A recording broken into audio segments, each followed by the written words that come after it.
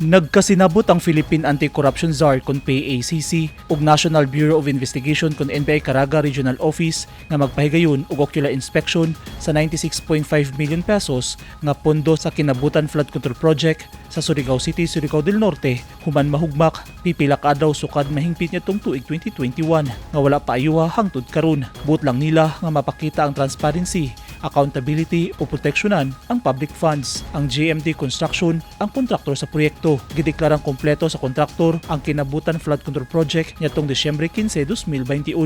Ana sa 300 metros sa bagong gitukod ng istruktura ang nahugmak human nihapak ang bagyong Odette na nagbutang hinuon sa peligro sa duol nga mga komunidad sa seryosong pagbaha. Ato sa coordination meeting, ikumpirma sa DPWH Surigao del Norte, 2nd District Engineering Office nga giinspeksyon na nila ang multiple project nga apektado sa grabing weather disturbance nga mihapak sa probinsya human ang bagyong Odette. Apil ang Kinabutan Flood Control. Nasayran ang Kinabutan Flood Control Project nga apil sa kontrata sa GMT Construction na kasinati og 224 metros nga kadaot sa istruktura. Base sa ilang investigasyon, nahugmak ang flood control tungod sa pagkankan sa ilawom sa sapa nga may resulta sa pagbalik og pagkabawg. Ang PACC mao ang usa ka voluntaryong national organisasyon nga gilangkuban sa mga abogado, ehenyero, accountant, auditor ug mga espesyalista sa procurement nga nagdalit silang profesional nga kahibalo aron mosuporta sa pagigbatok sa korupsyon sa gobyerno.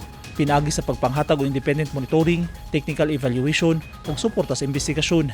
Ang PACC naningkamot nga mapaligon ang kahimtang sa katilingban, mapaligon ang pagbantay sa gobyerno ug masiguro nga ang matag piso sa pondo sa publiko magamit sa tinuod ug epektibo.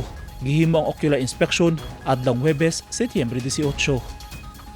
Eugene Hinutan, Newsline Philippines. Stay safe.